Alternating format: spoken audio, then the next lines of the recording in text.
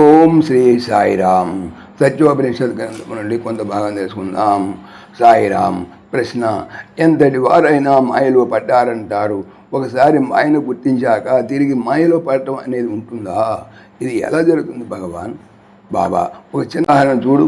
వెలుతురు ఉన్నప్పుడు చీకటి ఉందా? లేదు. ఎక్కడికి పోయింది? ఎక్కడికో పోలేదు. వెలుతురు వల్ల అది కనపడటం లేదు, అంతే. ఆ వెలుతురు తీసివేస్తే యథాప్రకారంగా చీకటి అక్కడ ఉండనే ఉన్నది.